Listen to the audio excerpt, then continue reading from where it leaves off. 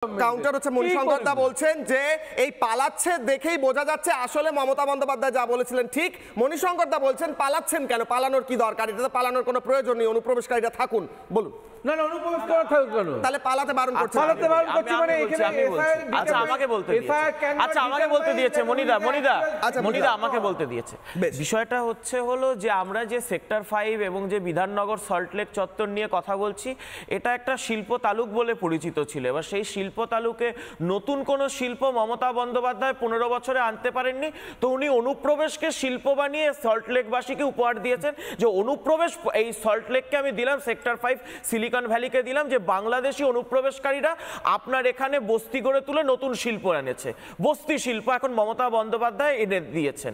এবার দেখুন, আমরা এটা দীর্ঘদিন ধরে বলে আসছিলাম, সল্টলেক বলুন আর নিউ টাউন বলুন এবং হলো দমদম এলাকার বাগজোলা খালের দুপাশে বিস্তীর্ণ জায়গা, যার জন্য এখন খাল সংস্কারও হচ্ছে না, কারণ বিস্তীর্ণ অংশে এই বাংলাদেশি অনুপ্রবেশকারীরা এসে তারা কার্যত জমিটা দখল করে নিয়েছে এবং ওখানকার ভারতীয় জনতা পার্টির স্থানীয় নেতৃত্ব বলুন কিংবা স্থানীয় মানুষ দীর্ঘদিন এই নিয়ে থানায় অভিযোগ করেছেন, থানায় মানে ডেপুটেশন দেওয়া থেকে শুরু করে সব কিছু হয়েছে, কিন্তু পুলিশের থেকেও শুরু করে সব জায়গায় আমাদেরকে একটাই কথা শুনতে হচ্ছে, বুঝতেই তো পারছেন সবটাই হচ্ছে ভোটের ব্যাপার।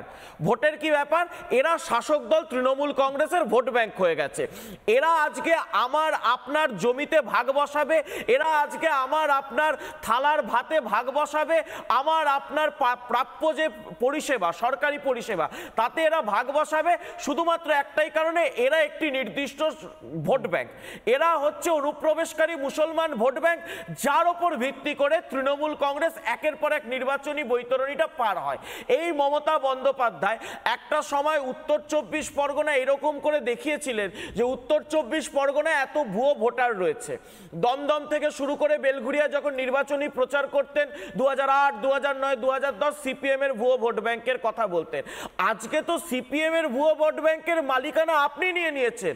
সিপিএম আমলে যদি এই অনুপ্রবেশ ভোট ব্যাংকটা কুটির শিল্প ছিল, আপনি সেটাকে বৃহৎ শিল্পে পরিণত করেছেন। আজকে দুর্ভাগ্য দেখুন, এই যে রাজারহাট নিউ টাউন বিধানসভায় ভোটার তালিকায় 2016 থেকে 2024 8 বছরে বৃদ্ধি হয়েছে 129%।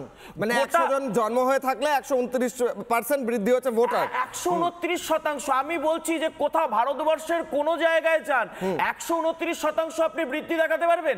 উত্তর 24 পরগনা জেলায় জন্মহারে বৃদ্ধি হচ্ছে আপনার 31.7%, আর ভোটার তালিকায় বৃদ্ধি হচ্ছে 67.3%, দ্বিগুণেরও বেশি। কিভাবে সম্ভব? শুধুমাত্র মমতা বন্দ্যোপাধ্যায় তোষণ করছেন একটি ভোট ব্যাংকে, এই ভোট ব্যাংকটাকে দিয়ে নির্বাচনে জিতবেন পরপর, তার জন্য এইটা শুধুমাত্র নয়, আপনি ক্রাইম রেট গুলো দেখুন, চাকরি দিতে পারছেন না, কাজ দিতে পারছেন না, তাহলে কি করছেন?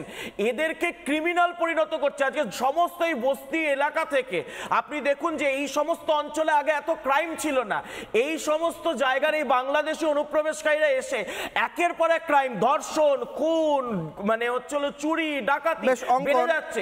পুরো আমার আপনাদের যে সিকিউরিটি অ্যাকশন বলেনি, আপনি বলবেন আমার আপনার যে সিকিউরিটি, না এটা শুধু অঙ্কন বলছে এমনটা নয় মণিশঙ্কর দা, এটা শুধু আমি প্রশ্ন করছি, আমি এরপর শুভমের কাছে যাব, আমি একটা প্রতিবেদন দেখাই।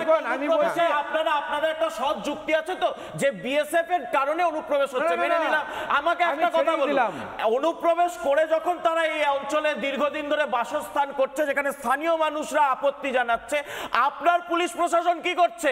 পুলিশ দেখতে পারে স্থানীয় মানুষ আপত্তি জানাচ্ছেন কিনা, স্থানীয় মানুষ আপত্তি জানাচ্ছেন কিনা দেখুন, আমি দেখাই মণিশঙ্কর দা, এটা দেখুন, প্রয়োজন আছে দেখা স্থানীয় মানুষরা কি বলছে। নানা ধরনের কন্টেন্ট দেখার জন্য লাইক করুন, শেয়ার করুন আমাদের ফেসবুক পেজ, সাবস্ক্রাইব করুন আমাদের ইউটিউব চ্যানেল, পাশাপাশি অন্যান্য ব্রেকিং নিউজের জন্য অবশ্যই চোখ রাখুন রিপাবলিক বাংলায়।